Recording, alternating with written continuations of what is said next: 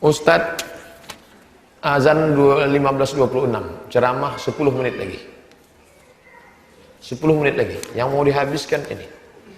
Ini kalau film bisa dipercepat.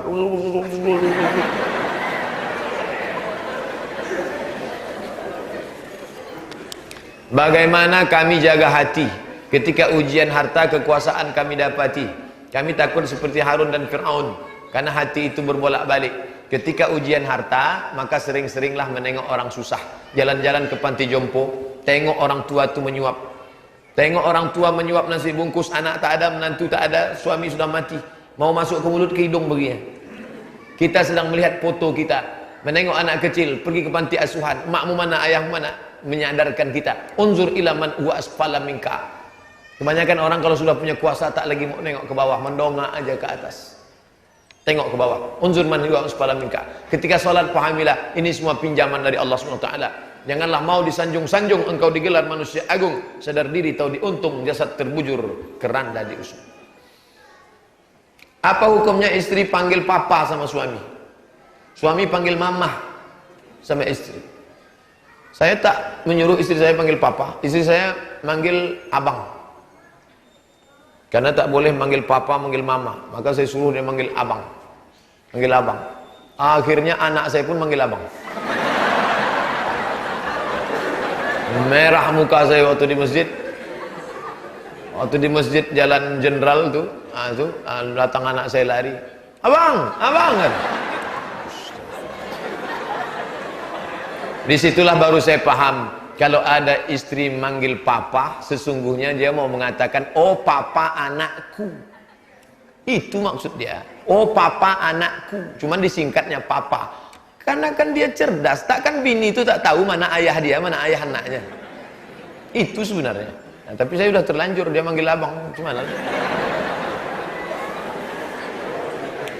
Apa hukumnya kita menerima beasiswa dari bank konvensional? Haram. Ustadz kan bilang haram karena tak dapat. Pokoknya haram. La'anallahu akilar riba. Allah melaknat yang makan riba. Wa mukilahu, yang memberikan makan, yang diberi makan, yang memakan, yang memberi makan. Wa katibahu, penulis, pegawai administrasinya. Wa syahidahi, kedua orang saksi. Saksi-saksi kena juga. Semua kena. Tadi kami ke masjid Abu Darda, bahwa menggulingkan pemerintah tidak boleh. Karena pada zaman dulu tak ada penggulingan pemerintah seperti zaman Nabi, dan menuliskan pemerintah. Kalau mau melaga pendapat Abu Darda, jangan dengan Abdul Somad. Abu Darda ini kan salafi, maka komplain dengan yang salafi juga. Jangan ke Abdul Somad, tak nyambung. Lalu tengok video siapa? Tengok video Umar Ja'far Thalib. Ustadz Umar Ja'far Thalib itu salafi. Dari mana? Jogja. Kirim WA ke saya, nanti saya kirimkan videonya. Umar Ja'far Thalib. Kalau mau mengkomplain Syafi'i, sesama Syafi'i. Kalau salafi, sesama salafi. Kalau ke saya, itu namanya melaga saya. Gitu akan datang. Perlukah kita nyumbang pembangunan masjid, sementara warga di tempat tersebut lebih mencintai dunia daripada ke masjid? Dunia ini sudah menguasai isi kepala umat ini. Makanya kata Nabi, yang membuat kalian hancur hubbud dunia. Kalian terlalu cinta kepada dunia. Wa karahiyatul maut. Kalian takut mati. Maka kewajiban kita gimana? Sampaikan pengajian. Buat tablik akbar. Paling tidak di masjid-masjid, sebodoh-bodoh orang di Pekanbaru ini pasti ada 4 pengajian dalam setahun. Tahun baru hijrah, maulid Nabi, Isra Mi'raj, nuzul Quran. Atau menyambut puasa. Muatkanlah isinya. Jangan isinya yang tidak-tidak. Bisikkan ke Ustaz itu. Ustaz, Ustaz ngomong ceramah 4 poin saja. Perempuan menutup aurat, memakmurkan masjid, anak-anak pendidikan agama, dan taat kepada ulil amri kalau dia taat. 4. Jadi cerita dia tak ngalor ngidul. Ustaz tuh tak tahu apa yang mau dia sampaikan di kampung itu. Kita mesti ceritakan. Jangan sampai dia bawa entrostop. Disangkanya di situ orang mencret, padahal orang sakit kepala. Tak nyambung kajinya. Tapi kalau saya diundang di kampung, saya tanya, apa masalah yang paling urgen di kampung ini? Sini orang kelahi masalah warisan. Dah. Apa lagi? Masalah istri tak pakai tutup aurat. Apalagi masalah tak peduli pendidikan agama. Apalagi sabu-sabu dan narkoba. Itu yang kita bahas. Jangan keluar dari topik. Orang ngaji di kampung-kampung setahun cuma 4 kali. Momen itu mesti diisi, menyehatkan mereka supaya tak kacau lagi isi kepalanya. Apa boleh memindahkan kuburan jenazah yang sudah dikubur? Kenapa dipindah? Dipindah karena abrasi, karena air sungai. Boleh. Kenapa dipindah? Kalau tak jelas sebabnya, maka tak boleh dipindah. Pemindahan kuburan penggalian Kota Panjang, PLTA Kota Panjang. Boleh. Banyak makam-makam yang dipindahkan.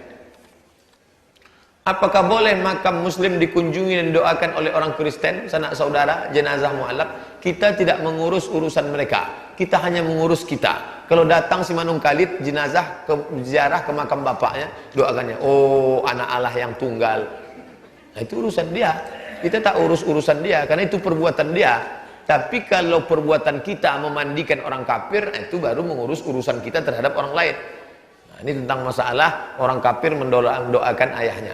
Bagaimana sikap kita terhadap keluarga dari jenazah yang bukan muslim? Kita hanya datang, tetangga, sahabat, kerabat, saya ikut berduka cita, pulang. Misalnya jangan ikut, ritualnya jangan ikut. Karena kalau sudah terkait ritual, wala ana abidu ma'abattum wala antum abiduna ma'abud lakum dinukum waliyadin. Jangan ikut-ikutan ritual agama mereka, haram. Bagaimana hukum anak yang belum balik diikut sertakan kurban oleh orang tuanya? Boleh apa tak boleh? Boleh. Termasuk apa namanya? Hadiah. Termasuk pendidikan anak itu. Tapi hukum kurban aslinya adalah bagi yang mampu. Siapa yang mampu? Sama macam haji. Haji itu man istata'a ilaihi sabila. Tapi kalau ada anak kelas 2 SMP, SMA mau dibawa haji oleh orang tuanya, boleh. Hukumnya mubah. Tapi dia belum wajib. Begitu juga dengan kurban. Kurban itu kalau dia mampu. Tapi kalau ada datuknya mau berkurban untuk dia, ini cucuku 2 juta, pergi beli kambing. Tujuan si datuk untuk apa? Mendidik. Nanti anak itu ingat setelah dewasa. Ingat dia, aku dulu berkurban pertama kali waktu SMP kelas 1, belum lagi mampu. Datuk yang ngasih hadiah. Bagus, daripada dibelikan HP dia, asik main HP. Bila seorang ibu melihara anak yatim, anak tersebut dapat bantuan santunan. Uang tersebut diambil ibunda untuk dipergunakan bayar atau kehidupan. Boleh apa tak boleh? Fa in kana ghaniyan, faman kana ghaniyan falyasta'fif. Kalau mampu jangan makan anak yatim. Kalau kau mampu bu, jangan kau makan duit anak yatim. Faman kana faqiran falyakul bil ma'ruf. Tapi kalau kau fakir, kau boleh makan bil ma'ruf, secukup sepantas selayaknya. Lebih daripada itu kau akan dihisap, dihitung di hadapan Allah Subhanahu wa taala. Sudah 1 menit lagi, kertas terakhir. Bagaimana pakaian wanita yang wajib? Bagaimana pakaian wanita yang wajib menurut Al-Quran dan Sunnah? Tutup semua. Illa haza wa haza. Wajah nampak, tapak tangan nampak. Zahiruha wa batinuha. Lain tutup. Tidak transparan, tidak sempit. Jangan sampai menjerit paha itu. Tolong. Bagaimana cara istri bekerja jihad melayani suami?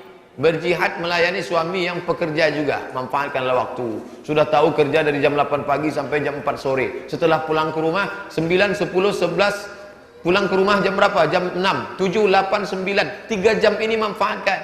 Matikan HP semua. Ini udahlah di luar. Yang 3 jam itu asik. Mana teh manis dek? Sebentar ya, carikan dulu. Nah, ini dia teh manis. Gambar teh manis tunjuk. Itulah kaji kita. Terima kasih. Mohon maaf banyak silap salah. Subhanakallahumma wa bihamdika asyhadu an la ilaha illa anta astaghfiruka wa atubu ilaik. Wassalamualaikum warahmatullahi wabarakatuh.